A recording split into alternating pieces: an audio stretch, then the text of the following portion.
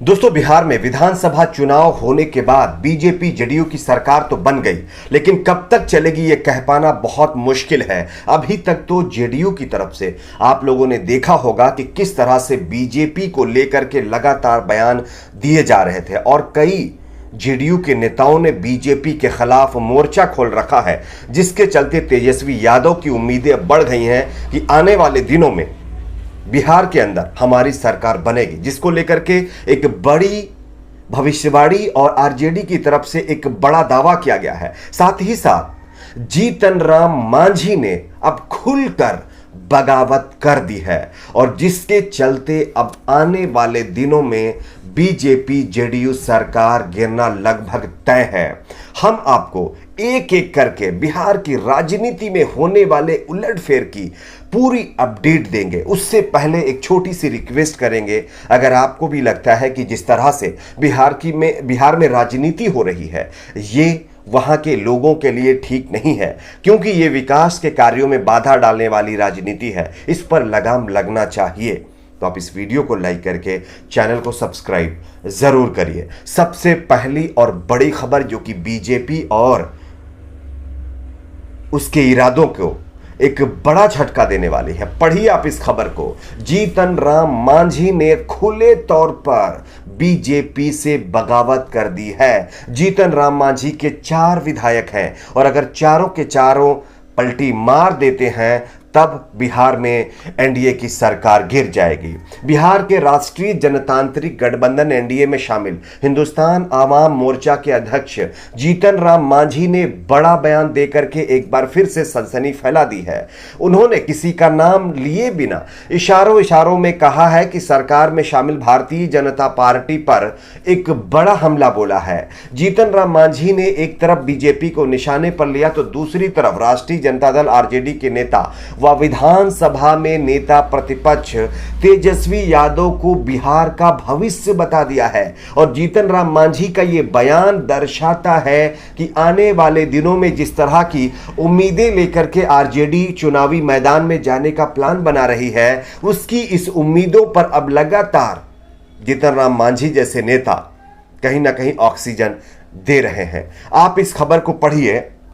जीतन राम मांझी ने साफ तौर पर यह कहा है कि एक ट्वीट में उन्होंने लिखा है कि नीतीश कुमार से राजनीति में गठबंधन धर्म को निभाना सीखा जा सकता है। किसी का नाम लिए बिना उन्होंने इशारे में आगे लिखा कि गठबंधन में दाखिल दलों के आंतरिक विरोध और साजिशों के बावजूद भी उनका सहयोग करना नीतीश कुमार की राजनीति महानता है। मांझी ने आगे लिखा, नीतीश कुमार के इस जज्बे को सलाम किया जा सकता है। इसके साथ ही साथ उन्होंने कहा कि नीतीश कुमार जिस तरह से धोखा खा करके भी बीजेपी के साथ काम कर रहे हैं, ये कहीं ना कहीं उनके लिए एक बहुत बड़ी बात है। इसी के साथ साथ उन्होंने ये भी कहा कि जिस तरह की साजिशें बीजेपी कर रही है वो ठीक नहीं है और इसके ऊपर अब हम तेजस्वी यादव को ही बिहार के भविष्य के तौर पर देख सकते हैं। तो ये बयान और ये ट्वीट उनका ये कहता है कि बिहार की राजनीति में एक बड़ा उलटफेर होने जा रहा है। दूसरी एक और खबर, ये भी खबर आप पढ़िए।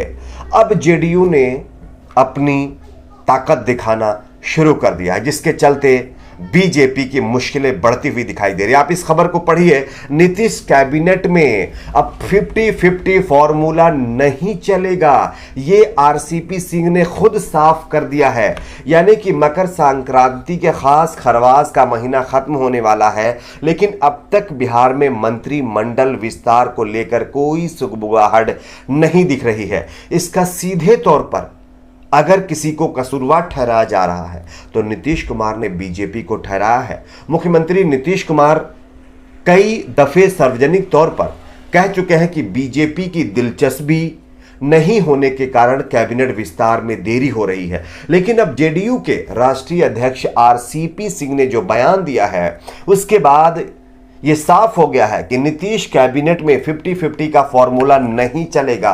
यानी कि बीजेपी अगर ये कोशिश करे कि उसको 50-50 मंत्रिमंडल में जगह चाहिए तो नहीं मिलेगी। इसके लिए चाहे जेडीयू को अपना गठबंधन ही क्यों ना तोड़ना पड़े, इसके लिए आर पार की लड़ाई में अब जेडीयू कूद गई है। और जेडीयू के अध्यक्ष जो है, राष्ट्रीय अध्यक्ष आरसीपी सिंह ने साफ तौर पर कह दिया है कि हम 50-50 फॉर्मूला नहीं चाहते और बीजेपी ये चाहती है कि किसी भी तरह से जब उसकी सीटें विधानसभा में जब चुनाव जीती ज़्यादा हो गई हैं तो दबाव बना करके जेडीयू को पीछे रख के वो 50-50 के साथ जो है अपने मंत्रिमंडल में जगह बना ले। लेकिन अब ऐसा होता हुआ दिखाई नहीं दे रहा है और अगर ऐसा नहीं होता है तो आप समझ सकते हैं आगे क्या होगा। एक और खबर जो कि बिहार से ही है, आप देखिए ये खबर। यहां पर आरजेडी ने बीजेपी को खुली चुनौती दे दी है, यानी कि तेजस्वी यादव की पार्टी जिस तरह से दावे उन्होंने किए थे कि 17 विधायक जेडीयू के हमारे संपर्क में हैं,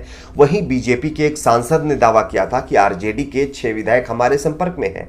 और इसी को लेकर के अब आरजेडी और तेजस्वी यादव की पार्टी ने ये खुले तौर पर बीजेपी को चुनौती दे डाली है, अगर आपके अंदर दम है तो हमारे विधायक तोड़कर दिखाइए। आप देखिए इस खबर को, और इस खबर को देखने के बाद शायद आपको पता चल जाएगा कि आरजेडी ने पूरी तरह से अपने विधायकों को अपने कब्जे में लेते हुए इस तरह के दावे करने शुरू कर दिए हैं। साथ ही साथ एक और बड़ी अपडेट हम आपको देते चले, आप इस खबर को भी पढ़िए।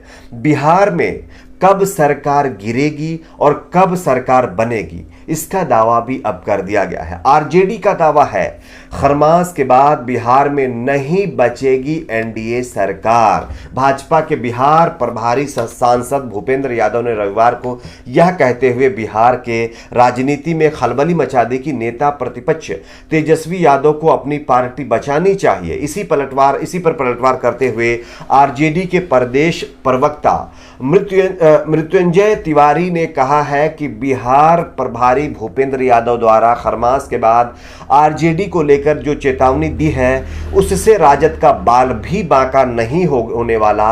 लेकिन राजद इससे नहीं डरता, इससे ठीक उलट जो है मृत्युंजय तिवारी ने कहा है कि खरमास के बाद बिहार में एनडीए सरकार बचने वाली नहीं है। खरमास के बाद बिहार में आरजेडी सरकार बनेगी और बीजेपी जो जोड़ तोड़ की राजनीति करते हुए अपनी सरकार हर जगह बनाने की कोशिश में लगी रहती है, उसके इरादों पर पानी जरूर फिर जाएगा। तो ये दावे और उधर से वार पलटवार जारी है। अब देखना यह होगा फाइनली किसके विधायक टूटते हैं, किसके बचते हैं। लेकिन ये जरूर है जेडीयू के साथ साथ अब जीतन राम मांझी ने खुले तौर पर बीजेपी से बगावत करना शुरू कर दिया और उन्होंने अब तेजस्वी यादव में बिहार का भविष्य देख लिया है। आपकी अपनी क्या राय है, नीचे कमेंट बॉक्स में अपनी राय को जरूर शेयर करिए। वीडियो को लाइक शेयर, चैनल को सब्सक्राइब